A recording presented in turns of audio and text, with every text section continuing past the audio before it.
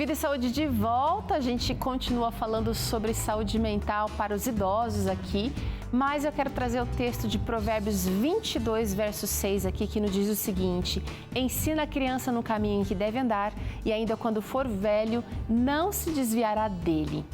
É nosso dever educar as nossas crianças nos princípios de Deus, não é? E uma maneira muito legal de fazer isso é incentivando os pequenos a estudarem a Bíblia e mostrando como é prazeroso servir ao Senhor e servir aos outros também. Por isso, pensando nisso, inclusive, a Escola Bíblica da Novo Tempo desenvolveu um exemplar da revista Esperança, que é, olha, gente, um guia de estudos só para as crianças. E ele é baseado no programa Superlupa. Olha que legal! É o Superlupa em A Volta ao Mundo em 7 dias. E essa revista vai apresentar aqui cada dia da criação do mundo com jogos, curiosidades, através de histórias em quadrinhos. Dá uma olhada aqui, ó. Ah, você tá vendo aí na tela também, né? É especialmente para os nossos pequenos. E tem também vídeos e experimentos com os personagens do Superlupa para você fazer aí com a criançada. Não é uma ótima maneira de você passar mais tempo com seus pequenos? Então faz o seguinte, peça agora mesmo o seu guia de estudos Superlupa em A Volta ao Mundo em 7 dias pelo WhatsApp. Manda aqui, olha, quero um guia de estudos Superlupa que a gente vai entrar em contato com você, ou melhor, a gente vai dar andamento a esse atendimento. E o nosso WhatsApp é 12 98244 4449. Você também pode pedir o seu guia gratuitamente ligando para cá no telefone 12 0 operadora 12 21 27 31 21. Se você prefere pedir pelo site, manda ver, ó, vai lá novotempo.com/escola bíblica e aí você escolhe esse guia de estudos, vai ter uma listinha lá, você escolhe esse, preenche com seus dados, seu endereço direitinho e vai chegar onde você precisa que ele chegue. E eu quero que ele chegue no coração aí do seu pequeno e da sua pequena, tá? Não perde essa chance, não. É uma super viagem que espera esses pequenos e eu tenho certeza que vai fazer muito bem. Essa é a Escola Bíblica, formando alunos através da Bíblia.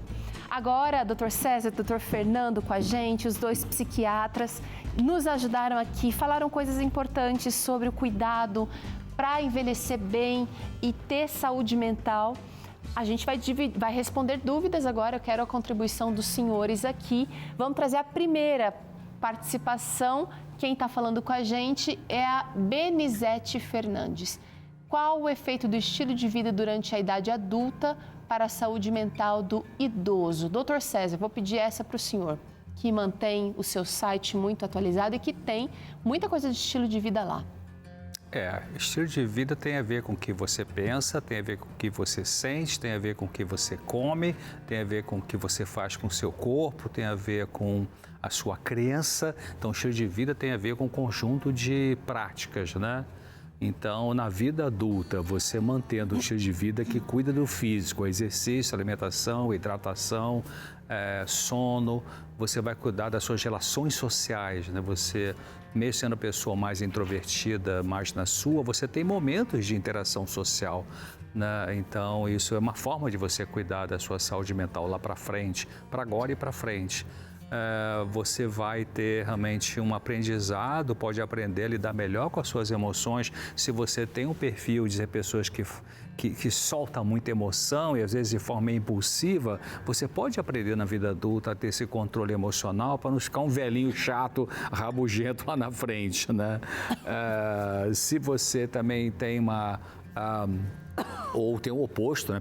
Você, às vezes, é a pessoa que tem muita repressão de emoção, muito bloqueio na sua capacidade de experimentar o sentimento e de expressar o sentimento. Então, vai treinar isso, treinar mesmo, né? Vai ter coragem de falar. As pessoas mais retraídas, elas precisam, em algum momento, ter a coragem de expressar o que ela pensa, o que ela sente, e enfrentando o medo de fazer isso, né? E, como eu falei antes, as pessoas que têm mais facilidade para isso, talvez tenham que aprender a escutar um pouquinho mais. Então você cuida do físico, você cuida do emocional e você vai cuidar também do social, né, da amizade e do espiritual, né, desenvolvendo uma fé, aumentando o seu tempo de oração em relação ao Deus Criador do universo, ajudar as pessoas a conhecerem a palavra de Deus. Então isso vai levando a pessoa para a terceira idade de uma forma melhor. Com certeza. Gostei desse enfoque, né, doutor? Porque eu falei de estilo de vida, ele trouxe o que é estilo de vida completo. Não é só o que eu como, o que eu bebo, o que eu faço ou não faço com o meu tempo, com o meu corpo. É também como eu me relaciono. Inclusive comigo mesma, né, doutor César? Vamos trazer a próxima? Daniel está dizendo o seguinte... Nielsen. O consumo de água pode influenciar na saúde mental do idoso, doutor Fernando Arruda. E aí? Com toda certeza. Imagina que o nosso cérebro, ele é muito esperto, né? Ele tem a questão, às vezes, de ele pensar por ele mesmo. E quando nós mesmos, na nossa idade agora, eu não vou falar que jovem, né? No meu caso, né? Mas...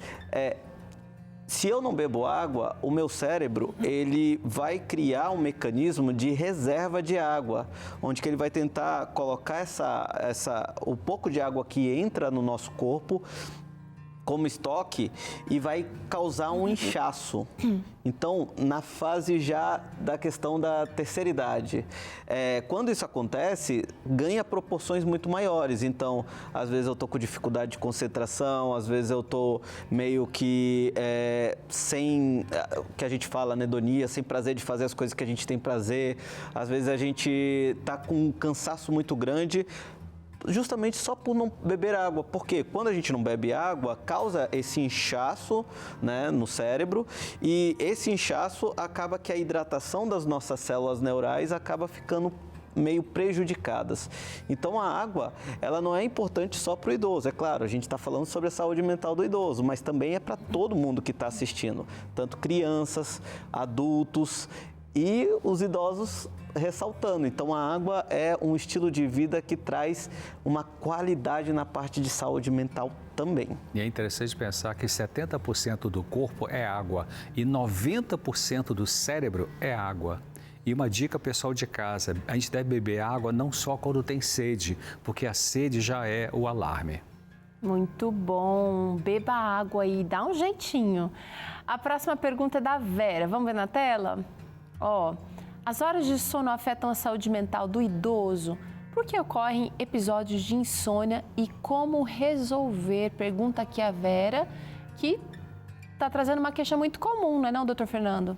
Eu vejo no consultório que a grande maioria de insônia hoje são pessoas acima de 60 anos.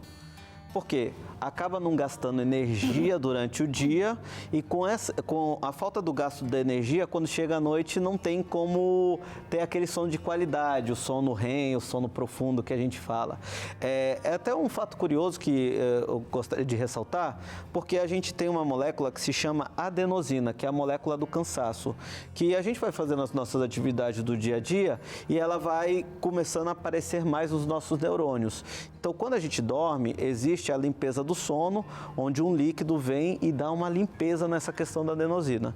Mas se a gente, durante o dia, dá aquele soninho de tipo, um sono pouco, 3 horas, quando vai chegar à noite, o sono não vem. E aí a gente acaba trocando o ciclo circadiano, o dia pela noite, que é importantíssimo para a nossa saúde mental.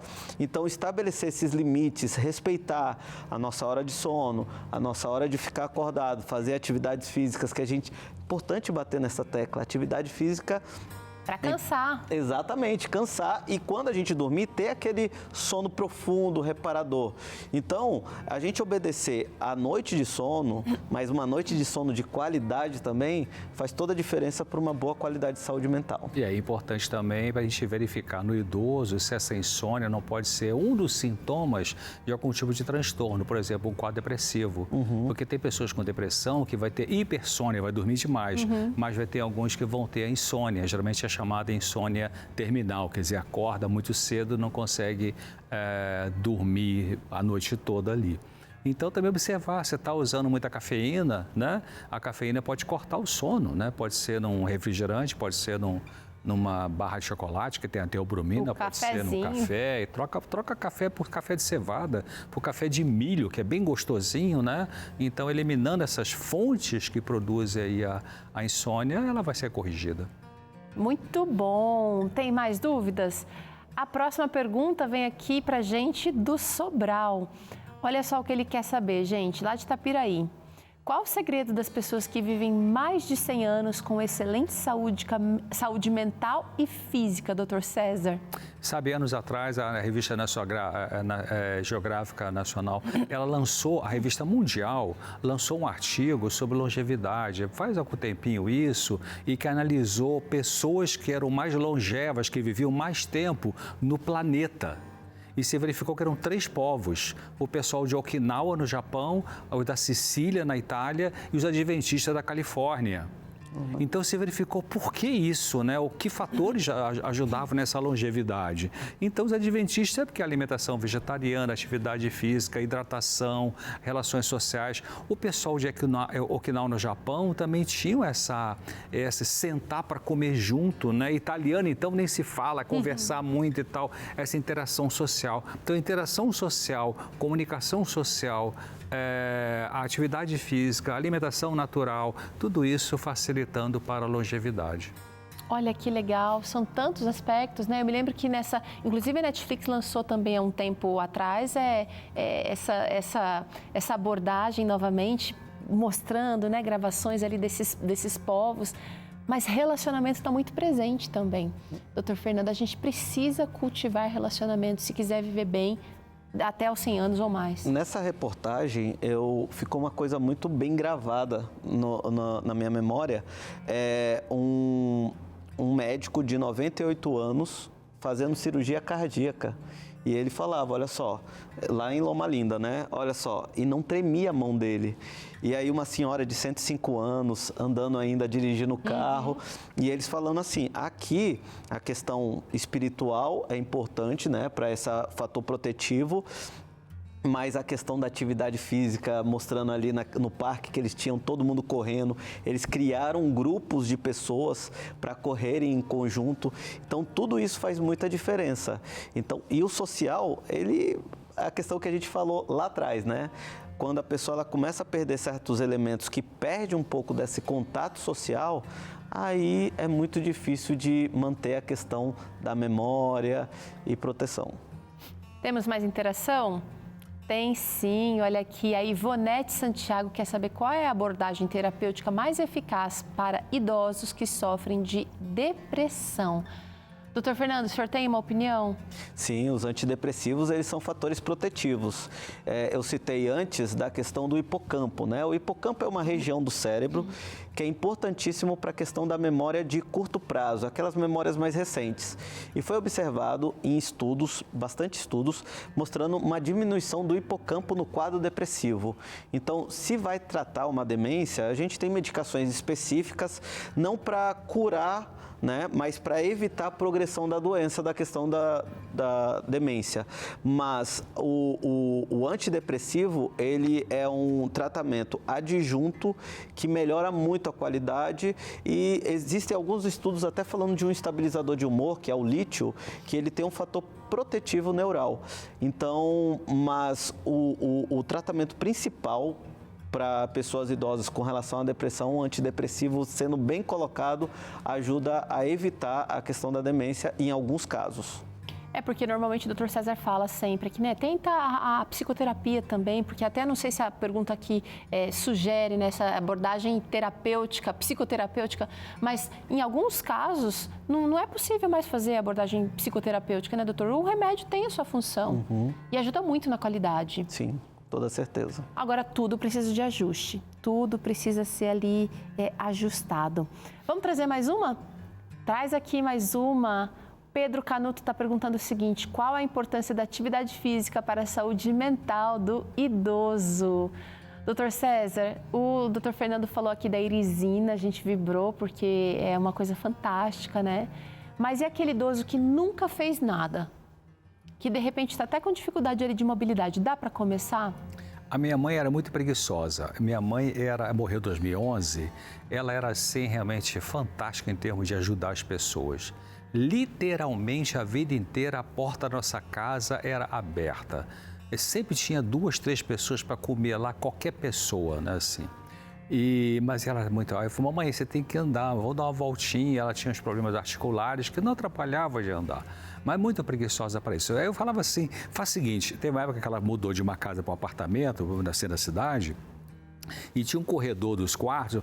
E faz o seguinte, anda no corredor, para lá e para cá, pelo menos isso, achar que não dá para ir na pracinha ali embaixo, que não era longe, né? Preguiçosa danada. Então, realmente é muito importante, né? Porque certos neurotransmissores vão ser produzidos quando tem atividade física. Você sabe que fizeram, tem um dos estudos com pacientes deprimidos, eles pegaram 2 grupos de pacientes deprimidos, um com depressão, dos 2 com depressão. Um grupo fazia psicoterapia e medicação e o outro psicoterapia, medicação e atividade física. O grupo que fazia atividade física melhorou muito mais rápido do que o outro grupo que só fazia entre medicação e psicoterapia. Então, agir é vida, né? Atividade física. Bacana, né? Eu quero agradecer aqui demais a presença do Dr. Fernando Arruda.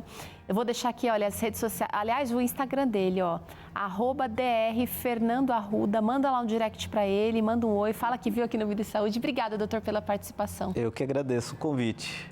E também, Dr. César, você já sabe, né? Você pode encontrar conteúdo bacana demais no site doutorcesar.com, do jeito que se fala, doutor sem abreviar.